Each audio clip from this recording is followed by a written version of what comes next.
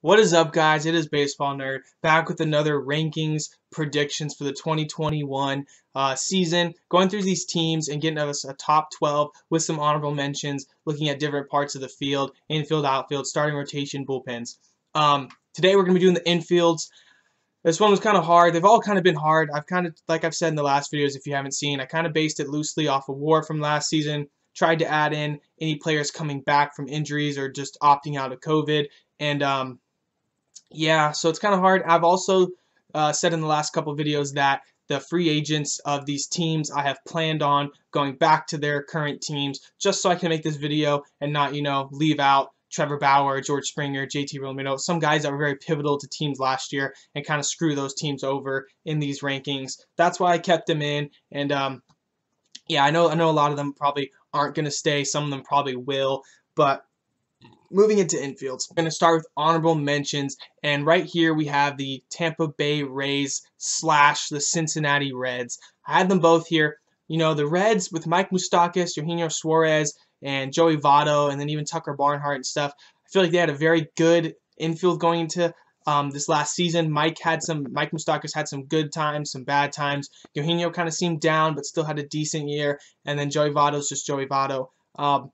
I think they could probably crack the top 12 with some of these other teams that they're going up against, but I just feel like they're not as good as some of these other teams. As well as the Rays, who had Mike Zunino, who had a decent year, Willie Adames and Brandon Lau, who kind of carried that team during the regular season, and then third base was kind of a revolving door, and first base was Ji-Man Choi, along with Yandy Diaz when needed. So I feel like they kind of did it the Rays way, where they have a lot of guys that can fill in spots and kind of hold stuff down. Joey Wendell, Mike Brousseau at third, stuff like that. And they kind of platoon a lot of spots, but the shortstop and second was very good until the postseason. Willie Adames kind of fell off, so that's why I gave him an honorable mention spot. Another honorable mention spot, which if you look at the left side of the infield, would be top 3 in the league, but based off of the whole infield and last year, not very good, very bad catcher. Not really anyone at second or first. Daniel Murphy had an okay season, but the Colorado Rockies, honorable mention, just because Nolan Arenado and Trevor Story on your left side of your infield, you have to be in the honorable mentions. You have to be near the top half of the league at least. I just think if they had anyone else on the right side of the field or at the catcher position, they would be, top 6. But last honorable mention, we have the San Francisco Giants. They have Joey Bart, Buster Posey that could catch. Brandon Belt had a good year. Brandon Crawford's still a lockdown shortstop. Not much with the bat, though. And I think they have the buildings of some good infield coming up right now. So I think that, they could be an honorable mention in this spot. Moving into our actual top 12, we're starting off with number 12, the New York Mets. And might get some heat for this one. Jeff McNeil, I feel like moves between the outfield, second base, stuff like that. So I couldn't completely lock him down at second base, even though their WAR at second base was pretty decent because of him. Third base, is whatever. Dominic Smith, helped out in the infield, as well as Pete Alonso didn't have a great year, but he's Pete Alonso. I think he will bounce back. Ahmed Rosario, who also didn't have a great year, and I think may get replaced in free agency with the slew of shortstops coming this year and next year, either via trade or free agency. And then catcher position being okay. I think, they have a very, good-ish infield, and they have they have some good guys coming up as well. Andres Jimenez, very good second baseman, shortstop coming up. So I think they will be higher than this next year, but I had to give them the 12 for now, just based off of, the down year for some of their guys on the infield. Number 11, we have the Philadelphia Phillies with Rhys Hoskins, as well as JT Realmuto, the best catcher in baseball. If you have the best catcher in baseball, you got to be in the top 11. And in my opinion, for infields at least. And Rhys Hoskins had a good year. Didi Gregorius, he's a stud. And if they kept him, I think with him at short, Rhys Hoskins at first, and then Alec Bohm coming up, who's a stud at third base for the time he came up and was even in the Rookie of the Year conversation, top 3. I think that infield's very good. Maybe get a second baseman and, lock down JT and Didi, and you have a very, very, very good infield going on in Philly. Number 10, who's this team's kind of getting not talked about a lot because of the talks of trading big name players like Rizzo and Bryant and stuff like that. But the Chicago Cubs still had Wilson Contreras at catcher, Anthony Rizzo at first, Chris Bryant at third, and Javi Baez at short, with Kipnis and Bote, whatever his name is, David Bote at second. And yeah, that's a pretty studly infield if all those guys play up Three of those guys could win MVP right there any given year if they just, are on their stuff that year with Rizzo, Bryant, and Baez. So still really good catcher, and a lot of these teams don't have good catchers, and that's kind of what put them up in the top 10 for me. And I know some of those guys had down years. They talk about trading a lot of those guys, but I think if those guys all stay in 2021, some of them will bounce back and have really good years and maybe propel them even higher than top 10. Number 9, I have the Houston Astros.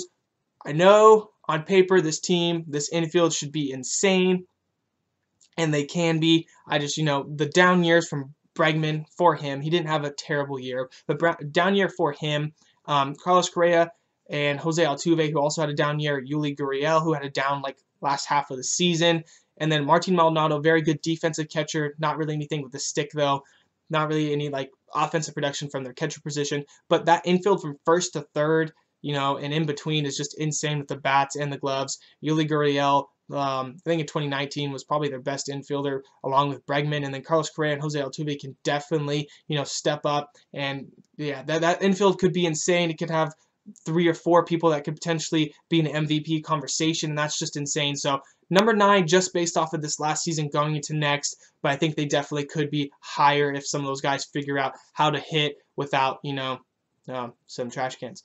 Number 8, we have the Los Angeles Angels.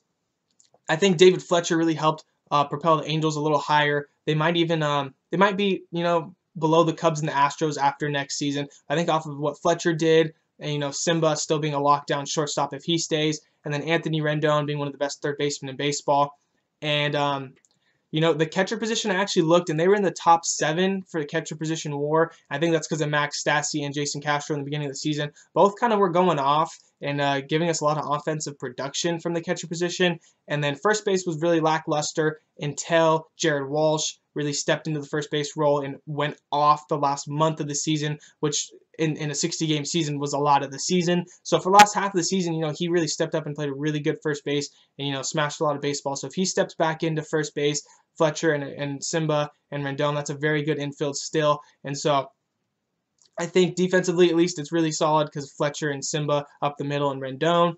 And yeah, so I think they're at least top 10 in my opinion. I give them number 8 here. Number 7, we have the Cleveland Indians. And the more I looked at it last year, their catcher wasn't actually as good as I thought he was, but they still have Carlos Santana at first base, switch hitter. He's a god. And Cesar Hernandez played second for them and actually had a very good year. I was looking at him and Colton Wong during the free agency video, and they were actually very close in WAR. He was a very good second baseman. And then Lindor, probably top 2, top 3 shortstops in baseball. He's insane. And Jose Ramirez, who's in the MVP conversation yet again. The left side of the infield, like I said, with the Rockies is insane. That's what gets him into the top 10. And then gets him up to 7, having Carlos Santana and Cesar Hernandez, who can both play the other side of the field very well and hit pretty good. So number 6, we have the Oakland A's. This obviously is very contingent on if they keep Marcus Semien. But just, catching-wise, they have Sean Murphy coming up. He's a very good prospect. He played last year and actually did very good. They got Tommy La Stella at second base now in a trade with the Angels, who's a very good second baseman, along with Chad Pinder, who can play second if needed. And then Matt Olson and Matt Chapman, the 2 Matts on the corners, insane hitters, insane fielders, very good. Probably the best first-third combo, if you want to say that in the league. I don't know. Shortstop Marcus Semien, who is also always known for his bat, but has stepped up with the glove now, too, and is just insane. So with the left side of the infield with Matt Chapman, Marcus Semien, and then Matt Olson at first, those 3 are probably probably the best 3-headed monster or close to it in this whole rankings. Second base kind of drops off a little bit, but Tommy La Stella and Chad Pinder can hold it down. And then catcher, very good young guy coming up, so I feel like he could even hit better next year than he did this year, and he did very good this year. So Oakland A's, number 6, probably could crack top 5 if they live up to some of the hype with second catcher and retain Marcus Semien. Number 5, we have the New York Yankees. This is based off of Gary Sanchez not having a very good year, and Gleyber kind of being he's still very good. I have very high hopes for Gleyber Torres. He's a beast. He's got so much pop in that bat. Definitely not as good defensively as some of the other shortstops. That's kind of what lacks them off this list and puts them at 5. Gleyber, and then the other left side of the field at third base, Gio Urshela, very good glove, very good bat for a good part of the season. Just not a complete top-end, high-end third baseman, so I can't put him as high as some of these other teams. But the left side of that field, I feel like has to step up for them to be higher than number 5. DJ LeMahieu, one of the best hitters in baseball, so having him at second base is just insane. And then first base, Luke Voigt went off last year. So, the right side of the field is set if they keep DJ. I think their catchers could be fine, if they get someone better, or Gary just starts to hit more consistently. I think they could deal with the glove if he can hit more consistently. But yeah, number 5, New York Yankees. Number 4, we have the Atlanta Braves. And Travis d'Arnaud went off for them. Like I said, catchers really kind of put some of these teams higher than others. Travis d'Arnaud went off in that infield. Freddie Freeman won MVP. Dansby Swanson had a very good regular season, not as great in the postseason, but had a couple clutch hits in the CS and the DS. Second base, Ozzie Albies, really good switch hitting second baseman. Third base, Austin Riley. Austin Riley did good, but didn't do good. I don't know how to say it. He had some good hits, some good games, some not good games. He's a decent third baseman, but not amazing. He's good, but I feel like if he steps up, him and Dansby Swanson are the only thing that's slightly holding this infield back from being like a 1 or 2, or maybe even just bumping up to 3. They're very good at times. I feel like if they can just get a little more consistent on the left side of the field, this infield would be one of the nastiest in baseball by far. Number 3, I have the San Diego Padres. This one, I kind of felt like I put them too high, but then the more I thought about it, I really like this infield. If Jason Castro comes back or Nola, they have a very good, almost platoon at catcher. And then first base, Eric Hosmer stepped up, and he didn't do what he used to do in Kansas City when he was in his prime and they won a World Series. But he still did very well, and, was a very good first baseman, very good lefty hitter at first, had a pretty decent year. And Will Myers can always play first if needed. I know I counted him in the outfield, so I'm not really counting him in this. But second base, they have Profar and Cronenworth, who could both play second, and those dudes had very good seasons. Profar, utility guy, could hold it down if needed, and then Cronenworth was in the Rookie of the Year conversation. He had a very good, very, very good year, and if he builds off that and gets even better, that's just an insane second baseman to go along with one of the nastiest left sides in the infield and in the entire league. Manny Machado in the MVP conversation. If Tatis, if we had a 40-game season instead of 60, Tatis would have been in the conversation. He started off so hot. He was on my fantasy team. I know he carried my team to a bunch of wins. So those two guys right there on the left side just make this team insane. To go along with Cronenworth stepping up at second, Hosmer stepping up at first, and then the platoon at catcher. If they keep this infield the same and don't even make any additions, this is still a top 3 infield in my opinion. Moving on to number 2, we have the LA Dodgers. Obviously, they got to keep Kike for this because I think his utility really helps out that infield and can play second, obviously, a lot. But just looking at this infield, off of what it played like in the World Series, Corey Seager, MVP type of guy. He's insane at shortstop, one of the best shortstops in the league. Justin Turner, very underrated player in my opinion, one of the best third basemen in the league. And then that's that left side. If you're looking at catcher, Will Smith just had so much pop, and if they need it, Austin Barnes can catch a game or two. Very good at catcher. First base, Max Muncy, he goes off when he needs to. He's got that lefty bat. He got some pop.